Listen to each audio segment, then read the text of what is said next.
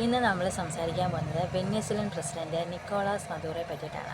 അതായത് 1962 ഒരു സാധാരണ കുടുംബത്തിലാണ് നിക്കോളാസ് മദൂറോ ജനിക്കുന്നത്. നിക്കോളാസ് മദൂറോയുടെ പിതാവ് ഒരു സാധാരണ ട്രേഡ് യൂണിയൻ തൊഴിലാളി നേതാവായിരുന്നു കേട്ടോ. അങ്ങനെ തൻ്റെ വിദ്യാഭ്യാസ കാലഘട്ടം പൂർത്തിയാക്കിയ മദൂറോ ആദ്യം ഒരു ഡ്രൈവറായിട്ടാണ് ജോലി ചെയ്തത്. അതിനുശേഷം അദ്ദേഹം ഒരു തൊഴിലാളി യൂണിയനിലെ നേതാവായിട്ട് മാറി. അങ്ങനെ തൊഴിലാളികൾക്കിടയിലെ അദ്ദേഹത്തിൻ്റെ ശക്തമായിട്ടുള്ള സ്വാധീനമാണ് അദ്ദേഹത്തിനെ ഭരണഘടനാ അസംബ്ലിയിലെ ഒരു അംഗമാക്കി മാറ്റി. 2006-2012 അദ്ദേഹം അവിടുത്തെ വിദേശകാര്യ മന്ത്രിയാവുകയും 2012 അദ്ദേഹം വൈസ് പ്രസിഡൻ്റ് ആവുകയും ചെയ്യുന്നത്. അപ്പോൾ അദ്ദേഹം വൈസ് പ്രസിഡൻ്റ് ആയതിനു ശേഷം അമേരിക്കയ്ക്കെതിരെ ശക്തമായിട്ടുള്ള നിലപാടുകളൊക്കെ എടുക്കുകയും അതുപോലെ തന്നെ വെനസ്വേലയിലെ എണ്ണ സമ്പത്ത് ഉപയോഗിച്ച് അന്താരാഷ്ട്ര സഖ്യങ്ങളൊക്കെ രൂപീകരിക്കാൻ വേണ്ടി ഒരുപാട് രാജ്യങ്ങളിൽ യാത്ര നടത്തുകയും ചെയ്തു.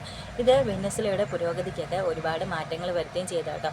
പക്ഷേ അപ്പോഴേക്കും ഇദ്ദേഹം അമേരിക്കയുടെ കണ്ണിലെ ഒരു വലിയ കരടായിട്ട് മാറിക്കഴിഞ്ഞിട്ടുണ്ടായിരുന്നു.